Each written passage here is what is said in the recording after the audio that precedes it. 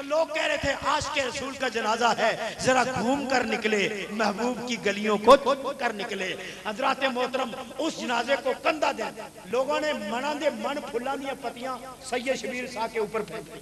अब मैनू याद आया नबी पाक दी अजमत बयान करने वाला, सदके जावां जे तेरा इत्थे शान है ते कब्र विच की मुकाम है। हुजूर की अजमत बयान करने का पता चला सैयद शबीर हुसैन शाह साहब का ये अखबार वालों ने 3-4 लाख लिखा है, लेकिन कम अज कम वो 5-6 लाख से ज्यादा आदमी 3 किले जमीन की सारी ग्राउंड स्टेडियम की मुकम्मल होगी और 7 कॉलेज हाफिजाबाद का उसके अंदर और सड़कों पर लोग थे और 1 घंटा जनाजा लेट हुआ, 11 बजे की बजाय पूरे 12 बजे हुए हैं और जनाजा भाई पीछे हट जाओ, इतनी आवाम थी वो पीछे जगह ही नहीं। बाज लोगों ने फिर मस्जिद आगे ही जनाजा पढ़ के फारूक हो गए। ये शान मिली रसूलुल्लाह की गुलामी की, ये शान मिली नबी पाक की गुलामी की वजह से। हजरात मोहतरम हमारे यहाँ डस्का से और मैंने वहाँ उलमाए किराम को फैसलाबाद, रावलपिंडी, लाला मूसा, सियालकोट, ये आपके समड़ियावाल से मुझे फोन किया इजाजी साहब का, नहीं इजाजी साहब के जनाब कारी साहब शाह साहब हाफिजाबाद, तो मैंने कहा मुझे इतला हो गई। अल्हम्दुलिल्लाह डस्का से बस से मार के, गुजरांवाला से, फैसलाबाद से, रावलपिंडी से, लाहौर से बड़े बड़े पीर और ओ पीर जिन्होंने पीछे हजारां दुनिया टुर दी है वो भी कह रहे हैं वाह जणिया जिंदगी होवे ते इहो जी। खुदा की कसम सैयद शबीर शाह का जनाजा देख के दिल करता सी जी इंज दी मौत आवे ते भावे आज ही आ जाए, जी आइयो जी मौत आवे ते भावे आज ही आ जाए। अल्लाह सानू भी हुजूर की गुलामी नसीब फरमाए। अर्ज ये कर रहा था बाजीद बस्तामी का क्या हो गया, इंतकाल हो गया। वो मुरीद कहने लगा अब ख्वाब की तबीर किससे पूछूं, परेशान हो गया, कहने लगा चलो अपने पीर दे जनाजे को कंधा ते देइए, अपने पीर के जनाजे को क्या देइए, जो मुरीद होगा उसके दिल में तड़प होगी कि मैं अपने आखिरी वक्त से। जब उसने कंधा दिया तो दिल में सोच रहा था कि अब मैं किससे पूछूंगा कि मैं अल्लाह के अर्श को उठाकर लेकर जा रहा हूं, तो ये ख्वाब की ताबीर कौन बताएगा। बाजीद बस्तामी ने कफन से हाथ बाहर निकाला और कंधा पकड़ के फरमाया ओ भोले मुरीद, और जो अल्लाह के वली को उठाकर लेकर जा रहा है यही खुदा के वली के जनाजे को लेकर जा रहा है, यही खुदा के अर्श को। बाजीद बस्तामी कहते हैं मैं मार्फत के दरिया में गोताखोर हुआ, परवाज करते करते रूहानियत से मैं अर्श पर पहुंचा। मैंने अर्श से पूछा बता मेरा खुदा महबूब किधर है। अर्श ने कांपते हुए जवाब दिया ऐ बाजीद तुझे तो ये बताया है खुदा को तलाश करना है तो अर्श पे पहुंचो।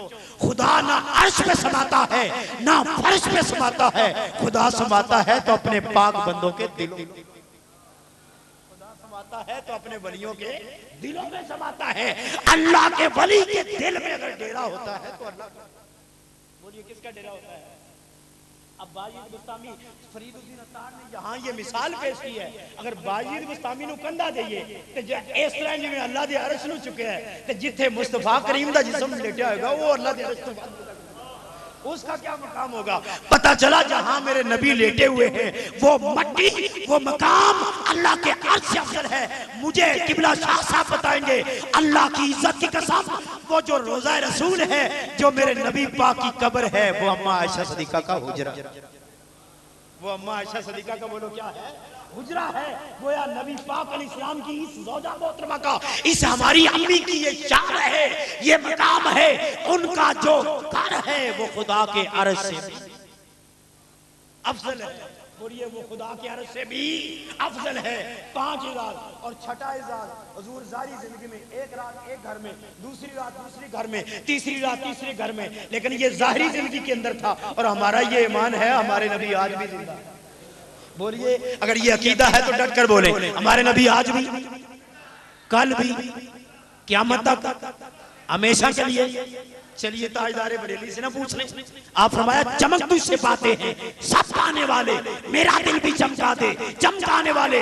आला हज़रत फरमाते हैं तू जिंदा है वल्ला, तू जिंदा है वल्ला, मेरी चश्मे आलम में चमकाने वाले। कहते हैं अल्लाह की कसम या रसूल अल्लाह जिंदा है, पर बात यह है मेरी आंखें हम नहीं दे सकते, हुजूर जिंदा है।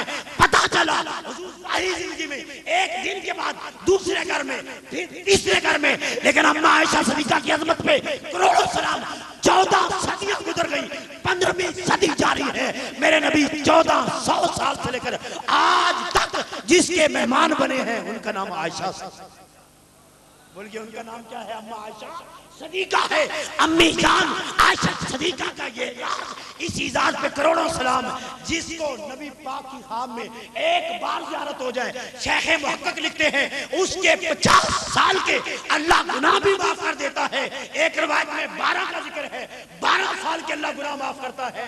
और इसके साथ साथ और 12 साल के गुनाह भी माफ होते हैं, 12 साल की इबादत का भी सवाब मिलता है। जिसको ख्वाब में एक झलक मामूली ज़ियारत हो जाए उसका ये मकाम है। और जिसके घर में मेरा नबी 1500 साल से रहता हो, उस घर का उस घर की किबला शाह साहब क्या शान होगी, उस घर की अजमत कौन बयान करेगा। 6 एजाज और 7वां एजाज क्या है, वो जो नबी पाक की कब्र मुबारक है, वो जो गुंबज मुबारक है, वो जो रोजा है जिसको देखने के लिए एक नहीं 2 नहीं करोड़ों इंसान सुबह शाम दुआ करते हैं, इलाही दिखा दे मदीना वो कैसी बस्ती है जहां पर दिन रात मौला तेरी बरसती है।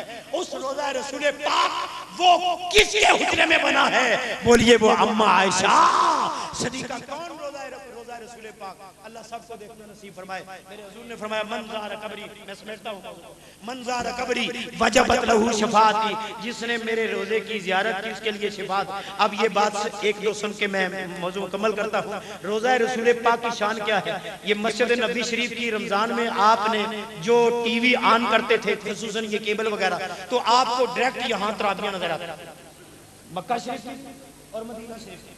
तो वो ये जो वीडियो कैमरे लगे हैं, ये पूरी दुनिया पे मस्जिद नबी दिखाई जाती है। ये जब सबसे पहले सऊदीया हुकूमत ने कोशिश की कि हम अपनी मस्जिद के अंदर ये वीडियो कैमरे लगाएं ताकि पूरी दुनिया के ऊपर यहाँ कुरान पढ़ा जाए, यहाँ मस्जिद नबी में इमामत हो और जितने हुजूर के आशिक हैं वो अपनी टीवी को ऑन करके वहां देखें। जब वो वीडियो कैमरे लगाने के लिए उन्होंने राब्ता किया अमेरिका की एक कंपनी से, और राब्ता करके उन्होंने कहा साजो सामान तो हम देंगे, लेकिन क्या हमारे ईसाई मिस्टर को तुम वहां उस इंजीनियर को लगाने के लिए मस्जिद में जाने दोगे।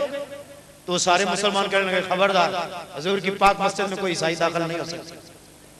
वहां लिखा हुआ कोई गैर मुस्लिम मदीने और मक्के में दाखिल, बोलो ना जिनको पता, नहीं हो सकता। अब वो मुसलमान सारे बोल पड़े, उनका खबरदार, ठीक है यहाँ ये सारे कुछ करो लेकिन कोई ईसाई नहीं। मुसलमान सारे मार गए, किसी मुसलमान को तलाश करो। उन्होंने राब्ता किया, आखिर वो वीडियो कैमरे चलाने के लिए एक